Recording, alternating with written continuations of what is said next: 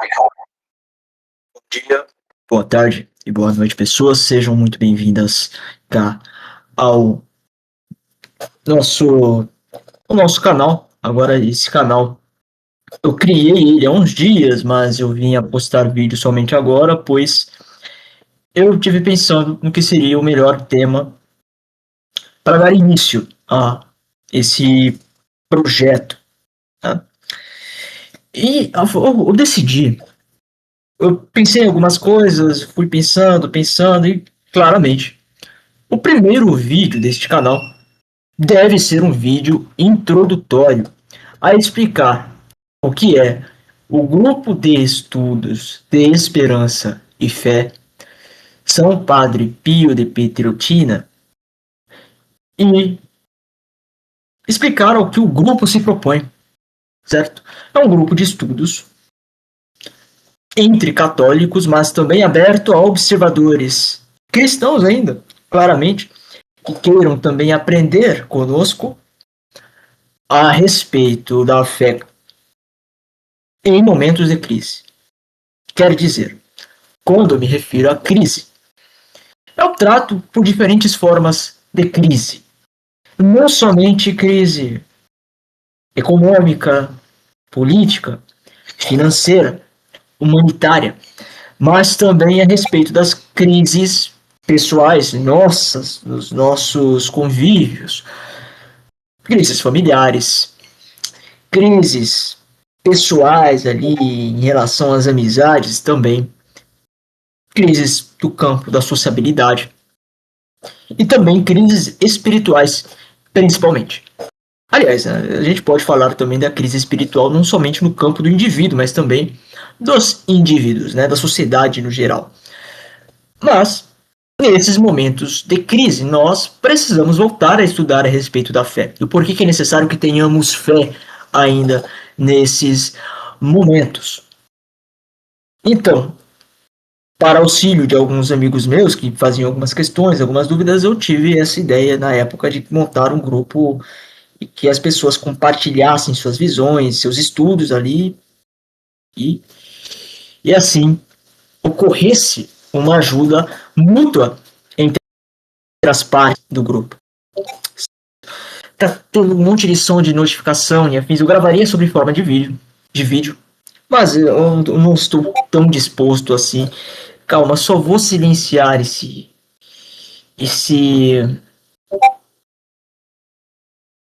o Discord. Pronto, resolvido. Onde que eu estava? Estava dizendo o que se propunha a proposta do GEF, né, do GF. Pois bem, então as partes precisam se ajudar mutuamente, todo mundo dentro do grupo, a ouvir problemas alheios, mas também a propor formas de encarar, sobreviver e vencer essas crises todas, né, através da fé. Então, tem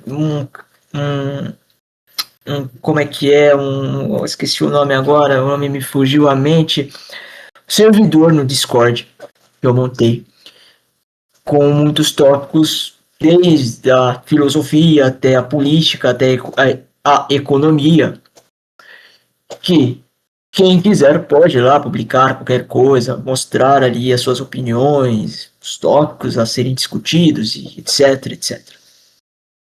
Quem quiser entrar, pode vir ter contato com minha pessoa, ou por via dos comentários aqui neste vídeo, ou mesmo pelo e-mail, certo? Deixarei o meu e-mail na descrição deste vídeo. Mas, de antemão, eu não quero somente trazer um tom introdutório. Eu comecei um projeto que eu gostaria muito de que houvesse participação de mais pessoas, que é o quê? Analisar as eleições de 2026, no escopo ainda das crises, né? Porque nós vivemos um momento de crise global, ninguém fala, né? Mas vivemos um momento de crise global. Aliás, crises tem o tempo todo, né? mas o momento é periclitante, porque nós estamos vendo a transformação no cenário internacional. Só que esse ano nós temos que focar muito mais a respeito do Brasil. Ao que eu apresentei, cá, o grupo de estudos de Esperança e Fé é um grupo católico. Nós, então, temos que olhar a política nacional a partir de um olhar católico. Certo que o grupo é aberto a pessoas que não são católicas também, a protestantes, simpatizantes, pode ser católicos ortodoxos também presentes. No momento ainda não há esses membros observantes, mas observadores, né? Mas quem quiser, fica à disposição a entrada, desde que também não entre para fazer picuinha, né?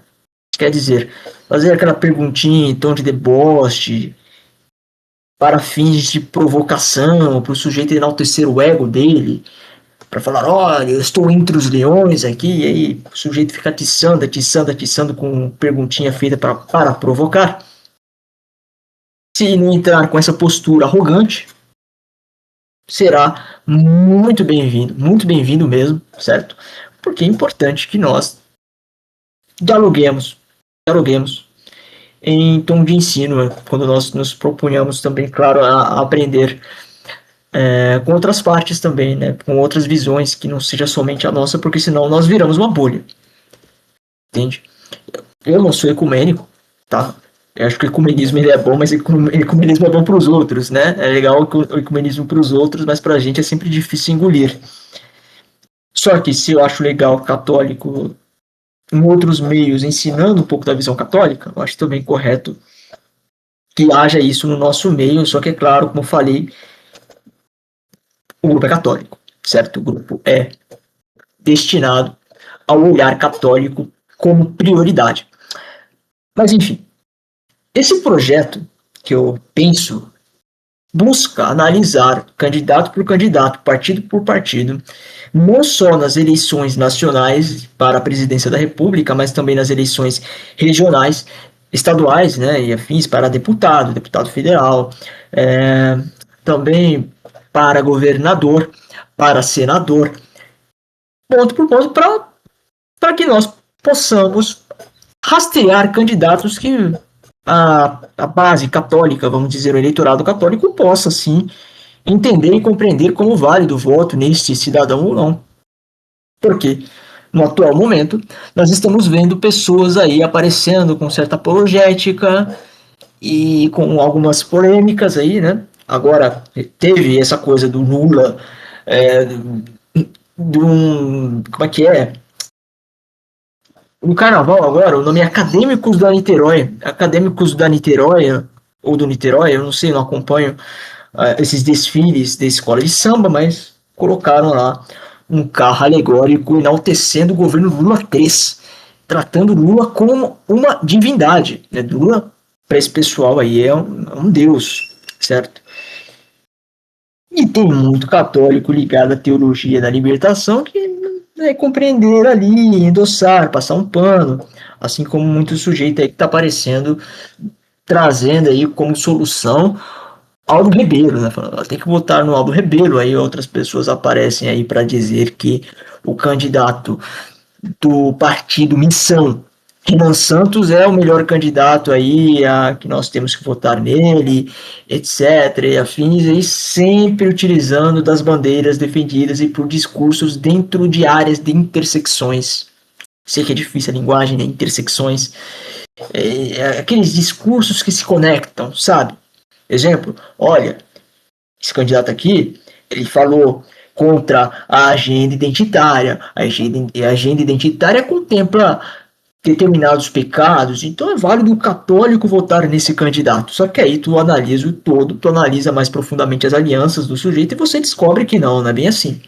Né? Não é uma relação simples de bandeira defendida, de bandeira atacada e pronto, você vota no sujeito ali por simpatia, por gostar do que ele está falando e etc. O povo brasileiro não sabe votar, certo? A gente precisa entender isso e compreender isso, mas também nós não temos o dever de vir aqui ensinar o sujeito para quem ele tem que votar. Nós temos que desmentir as propagandas que surgem aí especificamente essas que propagam na internet, criando certos líderes salvadores da pátria e afins. Então, uma análise fria, correta, certa, e que não tem o intuito de defender um ou outro, né, mas também sem ficar nesse muretismo. O que é o muretismo? Ficar em cima do muro, né? Achar que a verdade não, a verdade é que eu não apoio nenhum nem outro. Igual aquele discurso nojento de que existe uma polarização no país. Não existe polarização no Brasil, tá? Não existe. Uma enganação que criaram aí, dizendo que existe uma polarização. Esse discurso existe, está presente aí no nosso país desde 2002, quando se dizia que existia uma polarização PSDB e PT. Não existia polarização alguma. Passou-se tempo e nós vemos ainda que nós estamos na mesma dicotomia. Entende? E que isso é comum. Existe desde que se montou um modelo republicano. Aliás, a República surgiu com 2 partidos, né? Aliás, desde antes da República existiam somente 2 partidos e o povo se dividia entre liberais e conservadores. Pois bem, a minha ideia, então, é primeiro, uma primeira fase nessa pré-campanha agora, aliás, não começou a campanha eleitoral, né? Estamos na fase de pré-campanha, estão ainda sendo apresentados as figuras que irão se candidatar. Nós temos conhecimento de quem está para se candidatar, esses que eu citei, Renan Santos, pelo Partido Missão, Aldo Rebelo, pelo Democracia Cristã, Lula, pelo Partido dos Trabalhadores, PT, e Flávio Bolsonaro, pelo Partido Liberal, PL. É o que nós sabemos até agora, pode mudar alguma coisa depois, né? Pode vir, não sei, alguém pode vir a bater as botas, né? Alguma coisa pode acontecer, alguma desgraça. O Lula agora quer a inegibilidade do Lula, porque esse acontecimento dele descendo lá para cumprimentar as pessoas da escola de samba, que fez enaltecimento ao governo dele, fez ataques aos opositores, à oposição, isso consta como propaganda eleitoral, né, num período que não é permitido ainda. Só que claramente, olha, a gente sabe, né, que não vai acontecer nada, que o Lula vai sim ser candidato, tá?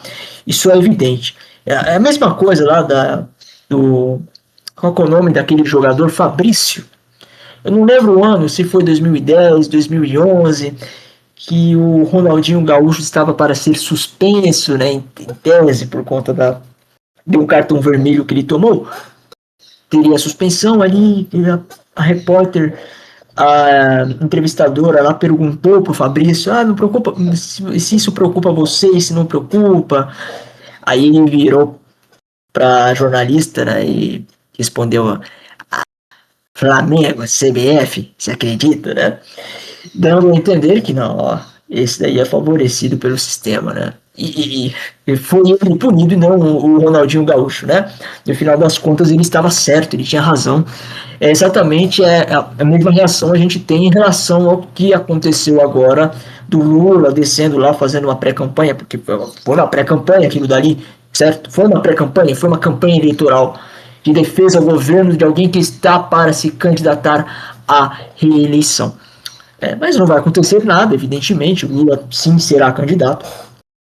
Então, eu não sei se acontecer algum milagre, alguma coisa do tipo, aí o Lula não é candidato, né? E o Flávio Bolsonaro também, acho que a mesma coisa cabe, né? Porque quem sabe o STF pode ir lá analisar alguma coisinha lá e falar, não, e vai lá e impugna a candidatura do sujeito. É possível, tá? Todos os cenários são possíveis, além de outros nomes que estão para ser candidatos também. Zema, possivelmente pelo Novo, não sei, na verdade, né? A gente não tem certeza, mas talvez se candidate à presidência da República pelo Partido Novo. Se não, acredito se ele se lançar a senador, é uma eleição garantida, né? É uma eleição garantida. Se ele se candidatar a senador, é uma eleição garantida. Eu não sei se o Partido Novo fará essa aposta. Mas outros candidatos possíveis, Ratinho Júnior pelo PSD, tem discussões, ele nega, mas É possível, tá? É possível. Ronaldo Caiado pelo União Brasil. Havia aparecido uma notícia de que ele havia desistido, porém, é possível que ele venha se candidatar. Outros nomes, né? Pelo PSD, além do Ratinho Júnior, também é possível. O Eduardo Leite também, certo? Tem muitos nomes aí que podem vir a ser candidatos. Pois bem, então a ideia é nessa primeira fase, digamos assim, até julho, mais ou menos, junho, ali até junho e julho, né? Acho que até julho fica melhor. Poderia se levantar aí análises, tem entrevistas como pré-candidatos destes e ir apresentando cada um, né? Apresentando proposta de cada um, discursos, alianças e afins para depois na campanha nós analisarmos os discursos, as táticas, as estratégias tomadas. Além, é claro, das outras questões quanto a investimento e afins. Né? Então, esse é o projeto de ciência política eleitoral 2026 do Grupo de Estudos de Esperança e Fé. Para que a partir daí possamos, então, depois discutir sobre o prisma católico, sem ser naquela base da propaganda. Isso quer dizer, analisar a política verdadeira e real, de uma análise de eleição, sem ser aquela coisa do, olha, o candidato defende isso, defende aquilo, tu tem que votar nele, etc, etc, etc. Entendem o que eu quero dizer? Aí as pessoas ficarão menos confusas e a gente eliminará, tá certo? Eliminará, enfim, nós eliminaremos todo essa onda de propaganda que existe nas bolhas digitais da internet e afins, até porque o Jeff trabalha e opera na internet, né? Então, vocês estão vendo esse vídeo aqui pela internet, claramente. Eu vou passar para indivíduos meus ali que tenho nas redes sociais, né? Facebook, etc. Amigos, né? Companheiros meus, que os conheço pela internet.